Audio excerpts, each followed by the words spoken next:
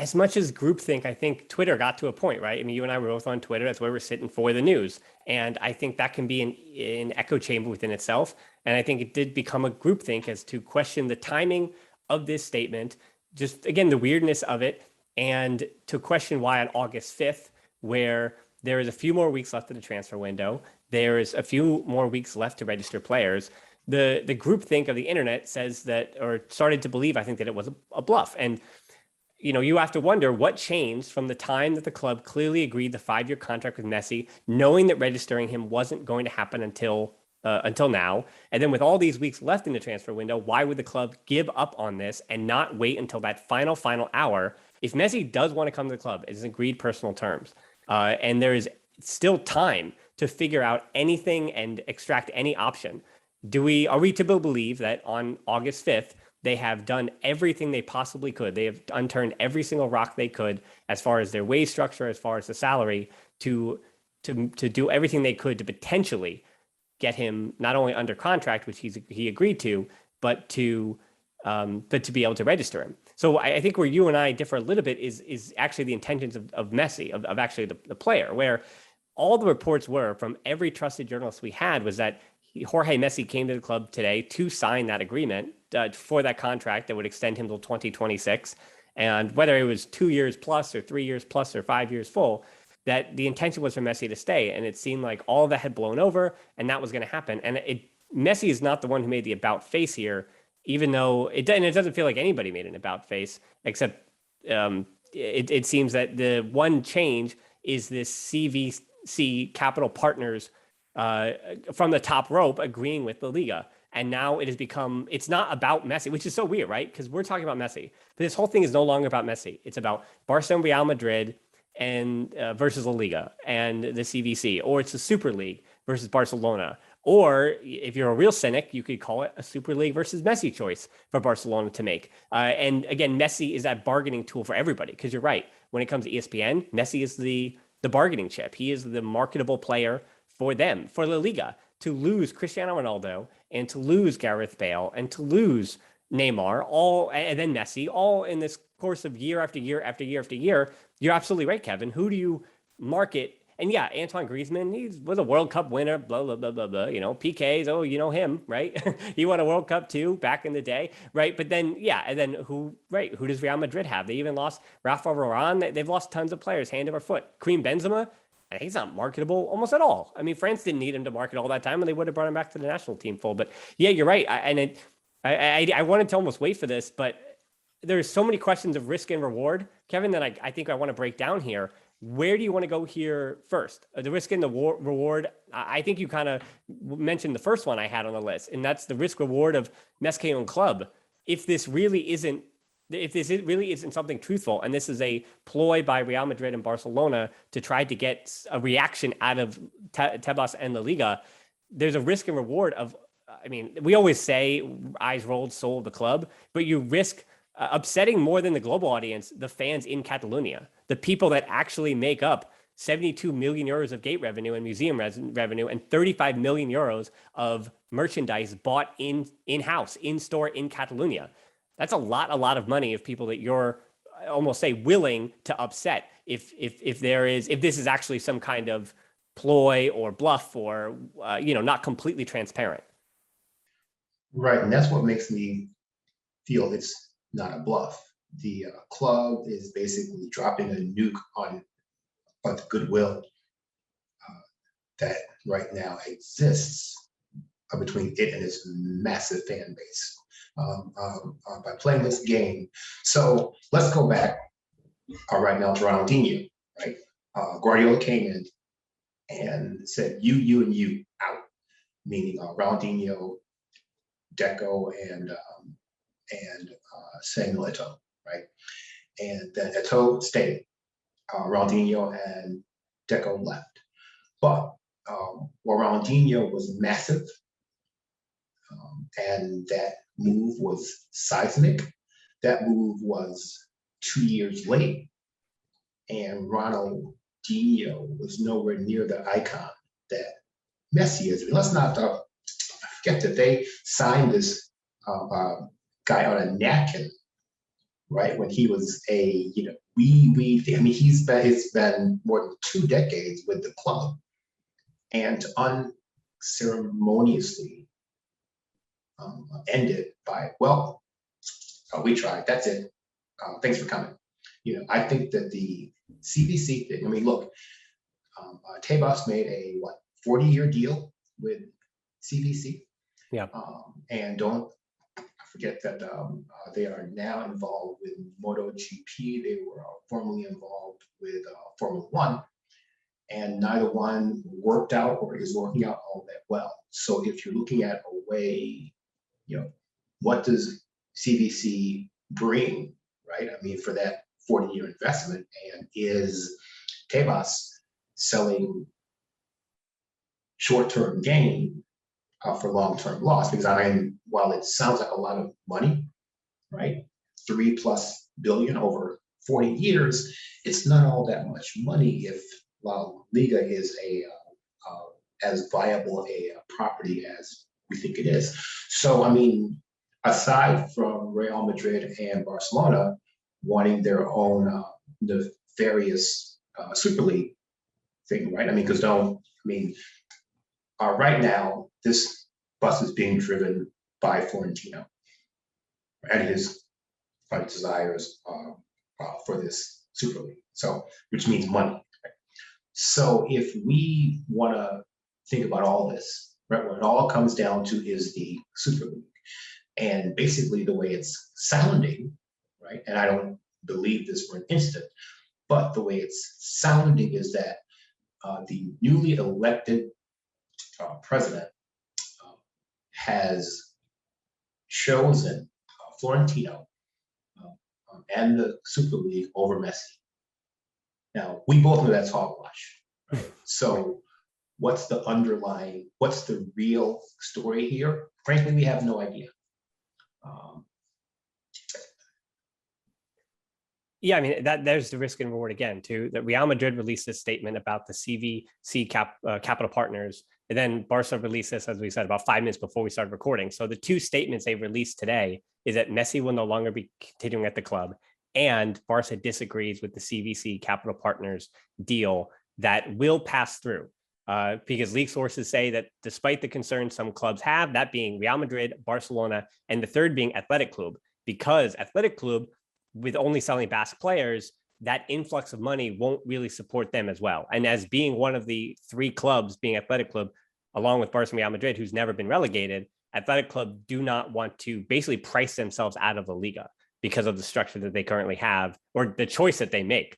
Not even the structure they have, but the choice that they make to only sign players in the Basque Country. So that is why they're the 3rd team that is not okay with this. But they only need 2/3 of the 42 voting clubs in the top 2 tiers of Spanish football who must be in favor. And this is that moment when I remind everybody that when it comes to all the different economies in Europe and the football leagues, due to the financial crisis in 2008, no country had more clubs fold at smaller levels than Spain.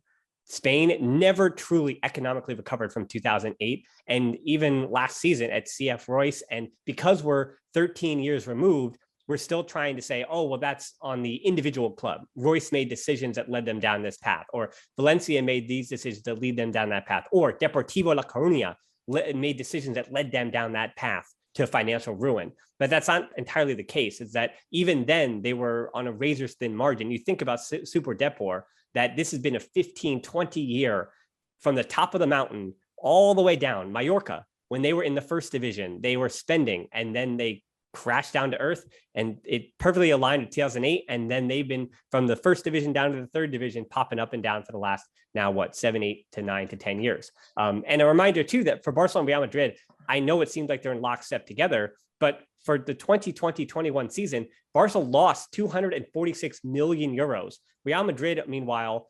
847,000 euros was their recorded profit. So the difference between these 2 clubs of the debt that they've accrued in the last year is close to 1 million, not between them, but separating. So a net 1 million is the difference between what Barcelona lost and what Real Madrid was able to gain, which is just incredible to think about. And as far as CVC pocketing 11% of the money raised by the Liga through the sale of the television rights, and as you said, it's the next 40 years, it's almost incomprehensible for the big gamble to be that if Barca really thinks that the Super League and the global audience and everything involved with that is going to make up for the money that they're going to lose. Because I can't comprehend, Kevin, how they're willing to get rid of the next 5 years, even short term. That Messi revenue, he continues to be the golden goose. How could you, even if you don't want to sign off on the CVC deal and not registering Messi for La Liga and Barcelona, not getting Messi into that first year of the ESPN deal, and not even North America, but just the deal that was just redone, 2 years ago in China, the deal that was just done in India 6 months ago, to not have Messi as the figurehead for 5 years. The amount of the risk revenue of not having that Messi revenue, again, even if people put their eyes on the Super League, the amount of fans that you're saying, it's not even upsetting or emotional. It's just the amount of casual fans that will tune out because they want to see Messi, and not having Messi, they're going to think it's just like Liga rather. And you saw what happened in Liga this year with their TV deal, and what happens when the TV with the broadcasting rights partners don't believe that there's enough marketable stars. Even they have Mbappe and Neymar, for goodness sake, which are two more marketable talents than now any player in the Liga with Messi gone. Yeah, I mean, Liga has always had a difficult time selling what it does, despite the fact that I believe it's the best league in football. But when you're marketing it, part of why a huge part of why England works so well is, frankly, the language. I mean, there is a perception, just despite so many of its stars being foreign, that English is their language, and it makes them easy to market in the US. It makes them easy to sell in the US. The main smart thing they did was they aligned themselves with NBC, which gets them on a network, which gets them on the Univision stations. Genius move, right? La Liga, during its heyday, Messi, Neymar, Ronaldo, they were knocking around on BN Sports, which was a Qatari, and still is a vanity project, right? All related to the countless billions they're throwing at their World Cup. So now what you have is a league with no stars, with and no marketable stars. And so that league now has to somehow sell what it has. And how do you do that? You can't, right? So, I mean, I don't know if many people are talking about many different things. Many people are saying that Tebas forced Barcelona to make a choice, and they chose Super League. Some are saying it wasn't down to Tebas, that it was down to Perez and Laporta. I mean, we don't have answers. And what we know is that there is silence. There is silence from the player. There is silence from his teammates. The only player who I think said anything was Vicky Lozada from Femení. Nobody else has. No hockey players, no handball, nobody, right? And so whether you think, hey, this took everybody by surprise, plus the players, no way, right? I mean, I have to think that if Messi had himself said, oh, all right, that's it, we're done, right? That some player would have known. And so as soon as that club statement came out, then you would have started seeing the players come in, right? PK, all those captains, right? You would have started seeing Puyol come in. And right now, there's been nothing, which makes me think that one, everybody's too stunned to process this, or two, it's all a hustle. I really lack the verbiage to adequately state how disgusting that would be if this was all a big old hustle, right? So, I mean, that third option is nobody knows what to do, which makes them like us, right? Just sitting around going, hey, what the hell? And I know that for me, I mean, many people came to me by my famous tweet from 2012, whatever it was, right? Asking, would you sell Messi for, at that time, 6 of the highest names in world football? And, so that question was based on the reality, which is that no player is forever. If you are following a club, that you're following the club. And yes, I mean, people left with Ronaldinho, and people will leave with Messi. But people who support that wild, bankrupt, morally questionable thing as FC Barcelona, I mean, there you are. So, I mean, if Messi leaves, okay, right? And for me, that will not make my fondness for the club lessen, though it will make me mad at them for messing up the best thing they've ever had.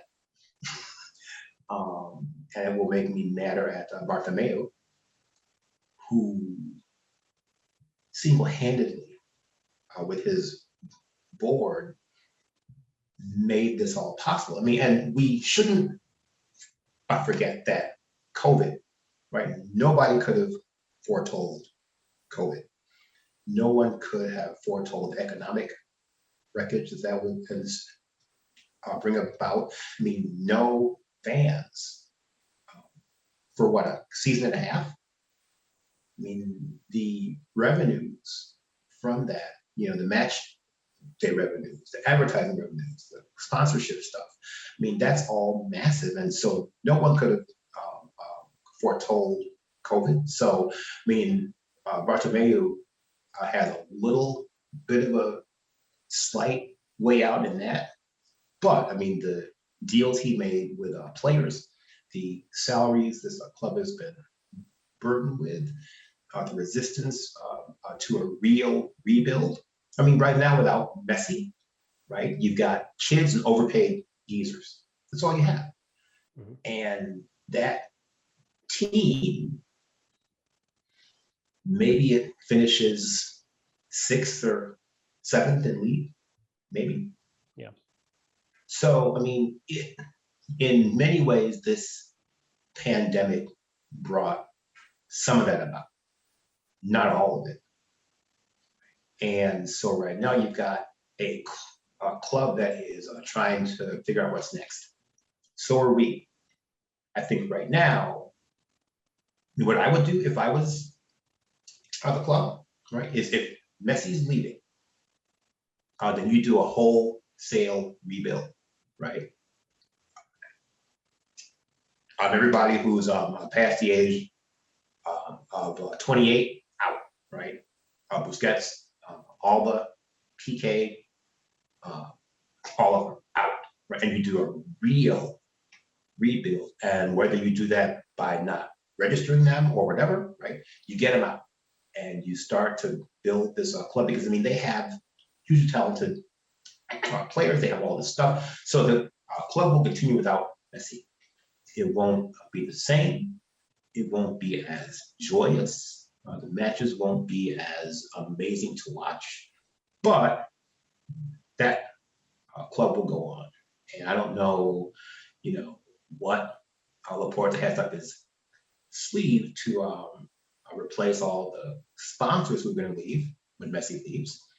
But he better have something huge, because right now, this mess has only gotten worse if Messi leaves, because as you know, Messi is a cash cow. And he's not just the greatest footballer ever. He's this huge cash cow. And that money's all going away. And, Real Madrid, they'll be fine. And if Laporta is being led around by the nose by Florentino, he's being led to his doom.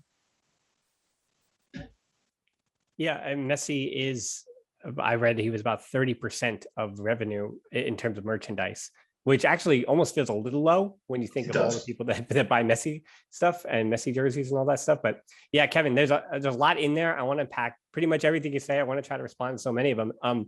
Starting almost with the Bartomeu point and COVID as well. The other unfortunate damning thing against Bartomeu and what he did financially is that after that independent third-party report that was done on Barcelona's finances dictated that Barcelona lost 15% of their total of what that they paid, or their overhead, if you will, the things that put them in debt. Only 15% of that was due to COVID. And you have other teams in Spain that were closer to 40 to 60%. And that's why they've almost been able to recover due to some of the help from the Spanish government, but Barcelona have not. And that's why the CVC is also basically a one-time get out of jail free card from COVID for some of the other Spanish teams in a way that is not Barcelona, because a reminder that Barcelona's debt is not, again, strictly because of COVID. That third party said it was about 15%.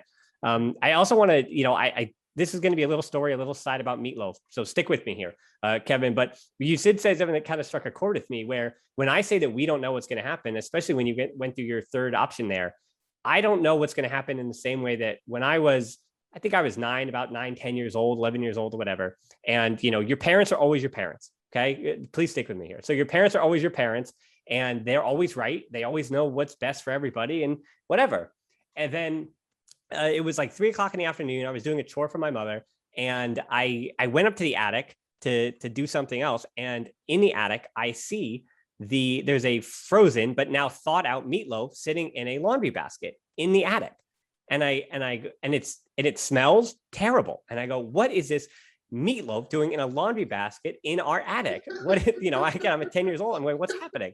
And so I take it down to my mom and she goes, oh my goodness. I was wondering where that stuff went. And so I didn't even ask when I was, the week before that this was like a Sunday. And on Friday night, we were supposed to have meatloaf and we didn't. And I'm 10 years old. I didn't care. We replaced it with hot dogs and mac and cheese. So I didn't think about it. And now, okay, so this meatloaf and then also the clothes that on Monday or on Saturday or whatever, Sunday for church or whatever. And I had said, hey, can I have this? I want to wear this to church. And my mom said, oh, we don't have that. Well, what do you mean? Where is it? And she goes, well, I don't know where it is. And the answer was that it was up in the laundry basket with the meatloaf in the attic that my mom had just taken up there and not thought about it. And that was, I think, the first time in my life when I was like, oh boy, is my mother's fallible. She's a human being. She doesn't have all the answers. She doesn't know where the meatloaf is. And so not to say that Bartomeu and Laporta and Tebas and that no one knows where the meatloaf is, but when you're dealing with millions and billions of dollars and euros and whatever currency you want to use, when you're dealing with that much money at the highest level, you're talking about lawyers, you're talking about advisors, you're talking about contractors, you're talking about all of these moving parts and not even hundreds, but thousands of people. These things are not rectified by a quick conversation on the telephone with Tebas and Laporta. Someone ultimately does have the power. Yes, Florentino Perez and Laporta and Tebas, they are ultimately the people, along with the General Assembly on August 12th for the Liga, which can agree on that CVC proposal. So yeah, August 12th are the people that can say yes and vote on those things. Same thing how Barcelona is everything around Barcelona is decided by the socios, which are X number of people at the General Assembly. So yes, there are people with power, but there's so many people when it comes to these finances that just $1,000 here or there off can affect everything. And so the reason why the Liga sets those restrictions is so that things just don't explode and go hog wild. And you have Neymar 9.0 because just petrol money or wherever it is, all these different places that have a lot of money can just ransack all of the smaller leagues, that being the Premier League and PSG. Because where we're going in world football is that the Premier League and PSG will just have every marketable player in the world.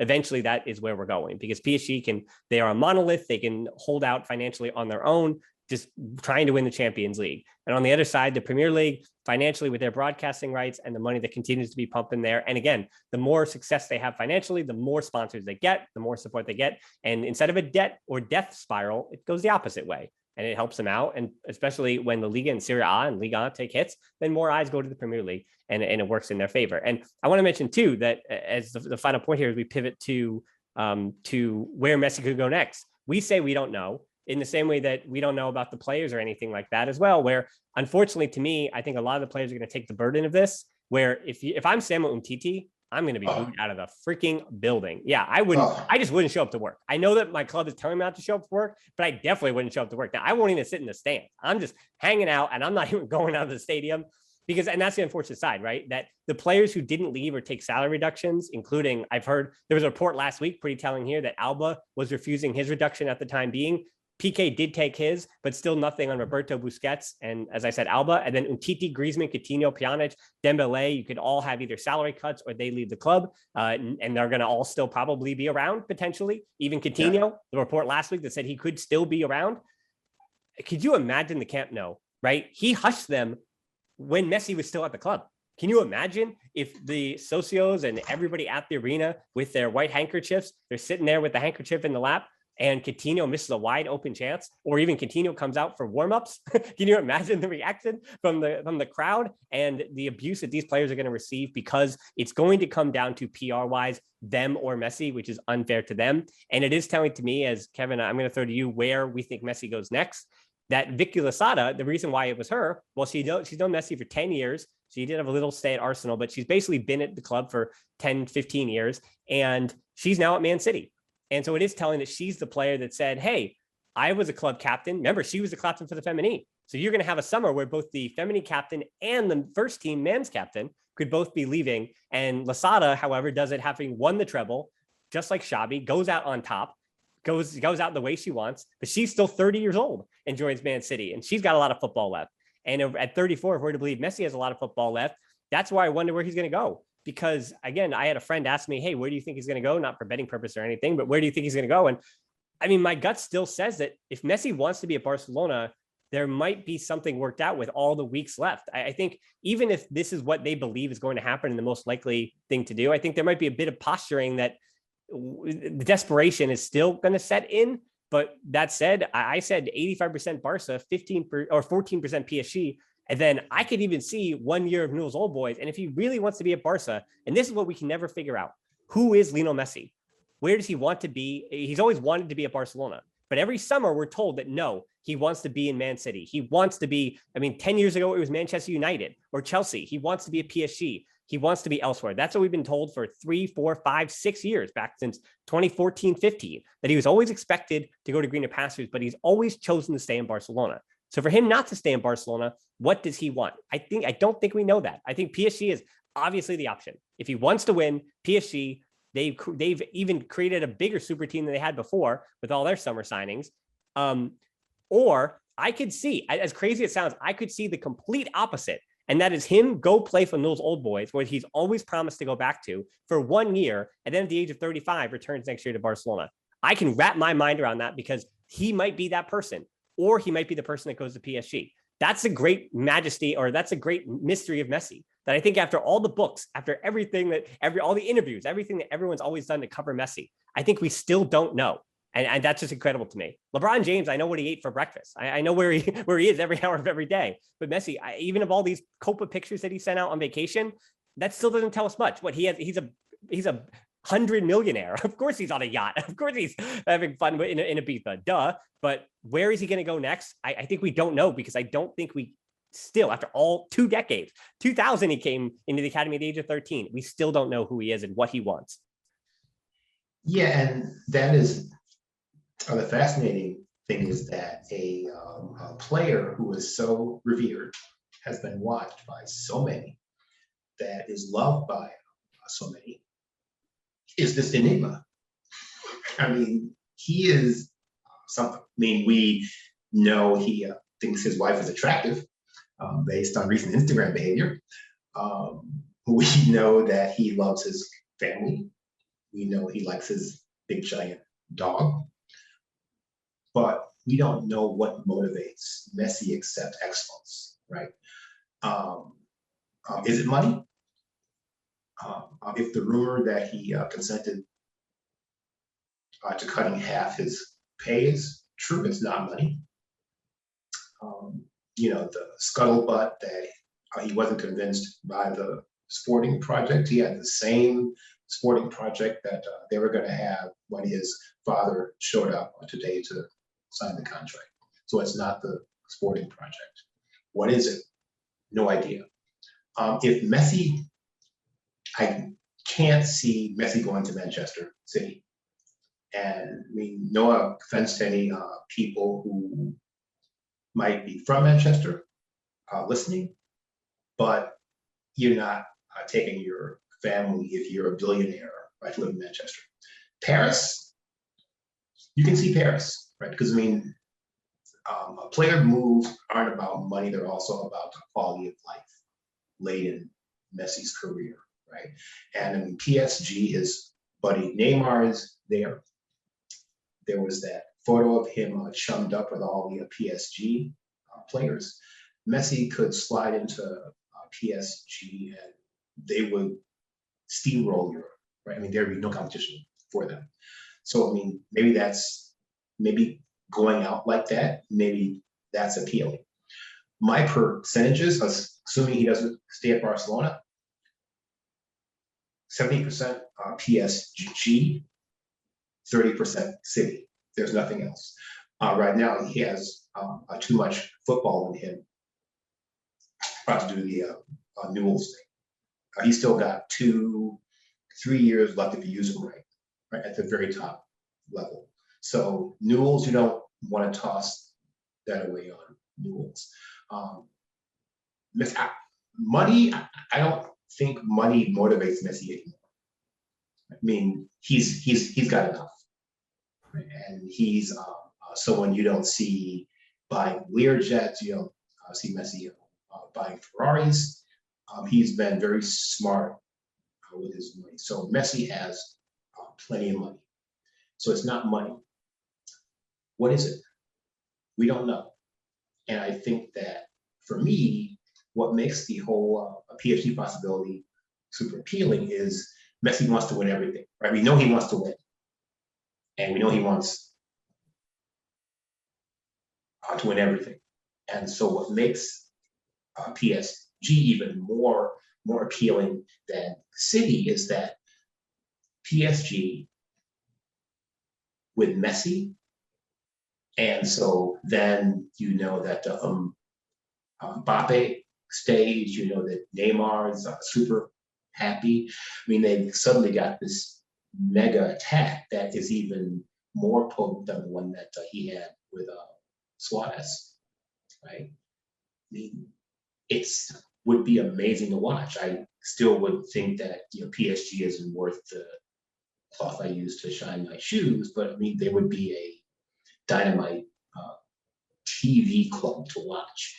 But I just don't think Messi is so loyal, and he's always been loyal, and so this all feels very weird to me. I still think that, I mean, I would not rule out him staying at Barcelona, as strange as that sounds, and given all the water that's passing over the bridge, but I think that until that possibility is gone, which means the player himself saying, yes, this is done, I don't think it's done.